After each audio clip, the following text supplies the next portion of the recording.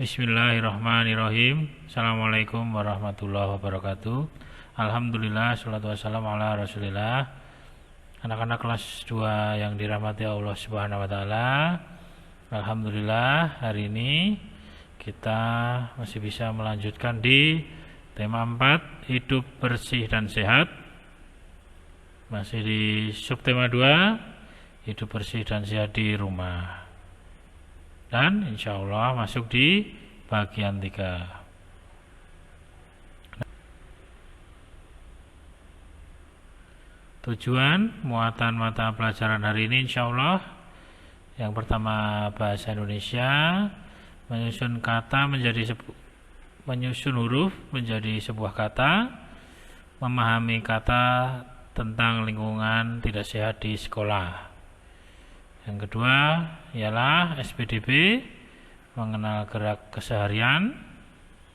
Ketiga, matematika, memahami pola barisan bangun datar. 6. Anak-anak kelas 2 yang dimuliakan Allah subhanahu wa ta'ala, di bahasa Indonesia, yakni menyusun huruf menjadi sebuah kata. Nah, siapa yang masih ingat gambar ini ya? Tentunya masih ya, insya Allah ya.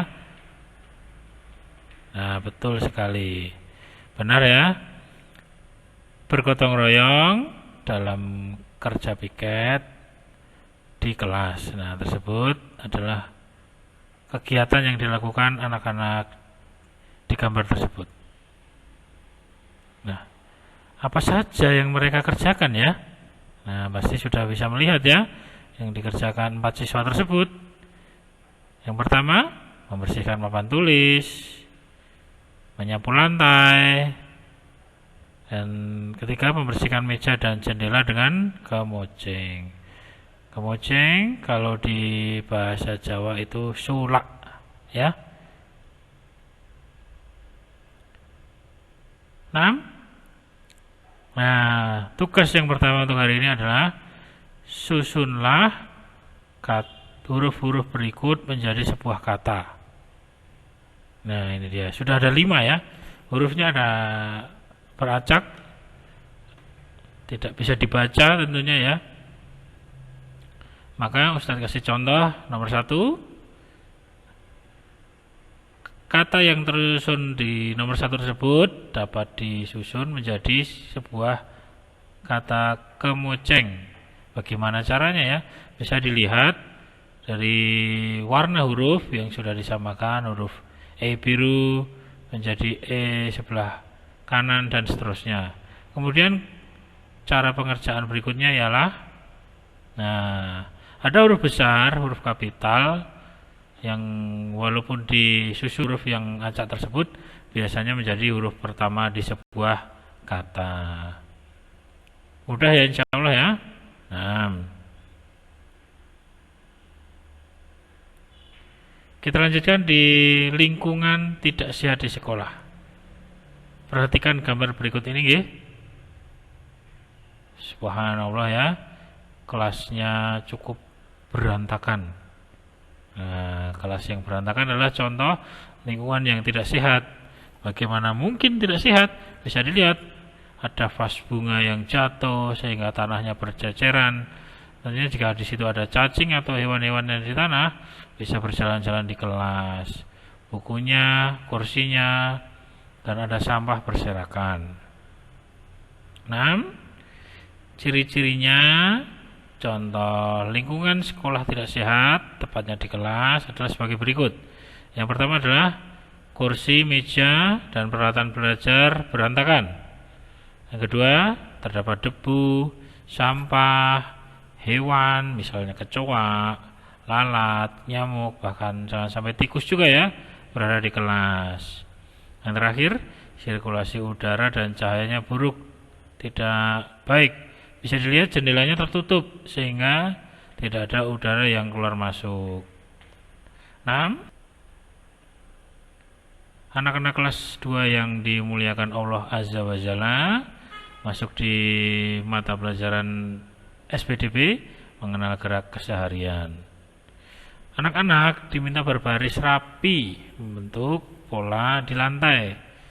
Di lantai kelas ada keramik ya, bisa diingat-ingat ya.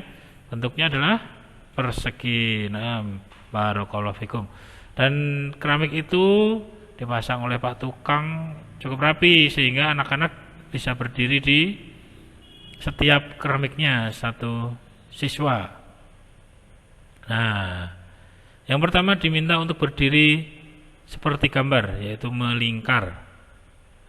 Yang kedua, bisa berdiri berbaris, ya, ke depan atau ke kanan, kemudian di belakangnya.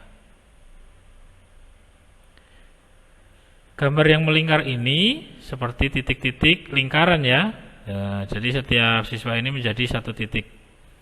Kemudian yang berbaris kanan dan kiri itu disebut titik-titik horizontal. Dan ketika itu berbarisnya ke depan sampai ke belakang, seperti anak-anak yang sedang melakukan upacara bendera, itu adalah vertikal. Yang terakhir, jika itu menyilang kanan, menyilang kiri ya, itu namanya garis diagonal. 6.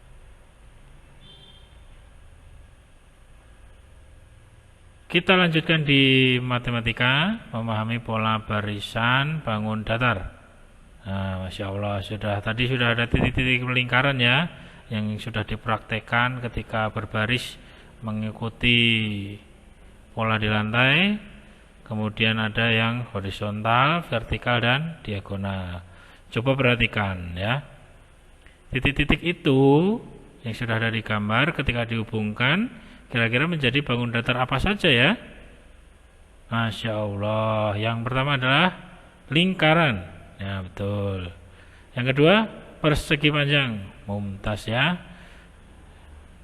Di vertikal menjadi 2 buah bangun datar persegi atau bisa disebut juga bujur sangkar. Bagaimana dengan yang diagonal? Nah, yang di bagian atas bisa menjadi segitiga siku-siku.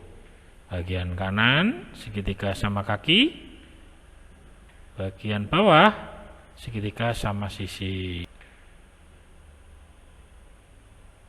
Nah, dari bangun datar yang tadi sudah ada, maka kita dapat melihat barisan, pola barisan bangun datar. Ayo ya, kita perhatikan pola barisan bangun datar berikut ini. Oh, Masya Allah, bangun datar apa saja ya yang ada di gambar tersebut? Mumtaz. Ada lingkaran dan persegi. Coba kita perhatikan. Nah, yang di dalam kotak ungu ini adalah inti pola barisan.